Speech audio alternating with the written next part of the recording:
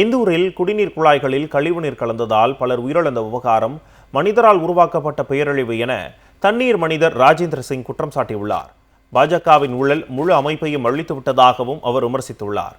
மத்திய பிரதேசத்தில் மோகன் யாதவ் தலைமையிலான பாஜக ஆட்சி நடைபெற்று வருகிறது. தேசிய அளவில் தூய்மையான நகரங்கள் பட்டியலில் மத்திய பிரதேச நகரான இந்தூர் தொடர்ந்து 8வது முறையாக தூய்மை நகரம் விருதை கடந்த ஆண்டு வென்றது. இந்நிலையில் இந்தூரின் பகிரத்புரா பகுதியில் மாநகராட்சி மூலம் விநியோகம் செய்யப்பட்ட மாசடைந்த குடிநீர் காரணமாக வயிற்றுப்போக்கு, வாந்தி ஏற்பட்டு 15 பேர் உயிரிழந்தனர்.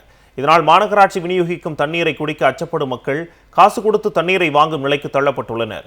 இந்தூர் விவகாரம் மனிதனால் ஏற்பட்ட பேரழிவு என தண்ணீர் மனிதர் ராஜேந்திர சிங் விமர்சித்துள்ளார். இதுகுறித்து செய்தியாளர்களிடம் பேசிய அவர், இந்தூர் தண்ணீர் மாசுபாடு என்பது இயற்கையாக அல்லாமல் மனிதர்களின் அலட்சிய செயல்பாடுகளால் ஏற்பட்ட பேரழிவு என்றும், பணத்தை மிச்சப்படுத்த ஒப்பந்ததாரர்கள் குடிநீர் குழாய்களை கழிவுநீர் வடிகால் பாதைகளுக்கு அருகில் போட்டுள்ளதாகவும் கூறினார். இந்த ஊழல் அமைப்பின் விளைவுதான் இந்தூர் சோகம். மாநில ஆட்சியின் ஊழல் அனைத்து அமைப்புகளையும் அழித்து விட்டதாகவும் அவர் விமர்சித்தார். நாட்டின் தூய்மையான நகரத்திலேயே இது போன்ற அவலம் இருந்தால் மற்ற நகரங்களில் குடிநீர் விநியோக அமைப்புகளின் நிலை எவ்வளவு மோசமாக இருக்கும் என்பதை இந்த சம்பவம் காட்டுகிறது என்றும் அவர் தெரிவித்தார்.